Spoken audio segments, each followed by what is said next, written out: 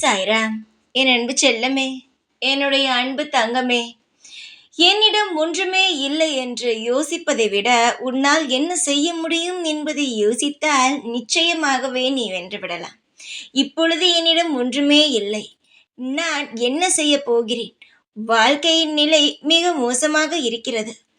எதிர்காலத்தை நினைத்தால் வாழ்க்கையே வறண்ட பாலைவனம் போல இருக்கிறது என்று நீ கலங்குகிறாய், பயப்படுகிறாய்.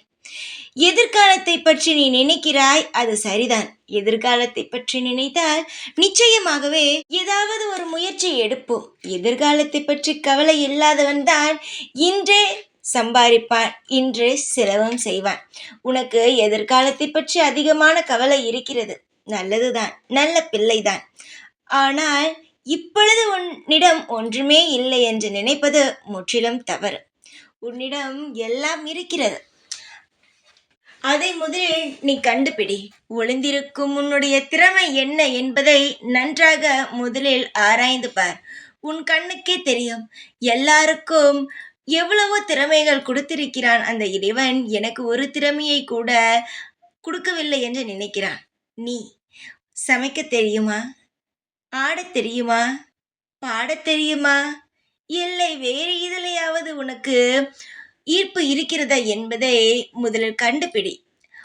உனக்கென்ன பிடிக்குமோ அந்த வகையில் நீ உன்னுடைய திறமையை வளர்த்துக்கொள். உனக்கென்ன பிடிக்குமோ அந்த வேலையை செய். நிச்சயமாக முன்னேறலாம். அடுத்தவன் சொல்கிறான் என்பதற்காகவும் அடுத்தவன் மீது பழியை போட்டும் அமர்ந்து விடாதே. உனக்குள் இருக்கும் திறமையை நீதான் வெளிக்காட்ட வேண்டும். மற்றவனுக்கு தெரியாது, ஏன் உன்னை பெற்றவளுக்கு கூட தெரியாது உனக்குள் என்ன திறமை இருக்கிறது என்பதை நீதான் இவ்வுலகத்திற்கு கொண்டு வந்து காட்ட வேண்டும். புரிகிறதா? இனி யார் மீதும் குறை கூற வேண்டாம். என்னால் முடியும், இவனால் தான் செய்யாமல் விட்டேன். என்னால் முடியும், இவர்கள் எனக்கு உதவி செய்ய முடியவில்லை. யாராவது எனக்கு உதவி செய்தால் நான் முன்னேறி விடுவேன் என்ற வார்த்தைகள் என்றுமே நீ இனி கூறக்கூடாது.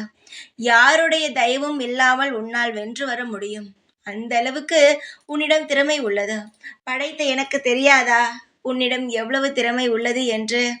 அதனால் உன்னை நான் அதிக திறமையுடன் தான் இவ்வுலகத்திற்கு கொண்டு வந்தேன். நீ பயப்படுவதனால்தான் எதுவும் உன் கண்ணுக்கு தெரியவில்லை. போராடினால் நிச்சயமாக ஜெயிக்கலாம். வாழ்க்கையே போராட்டம்தான்.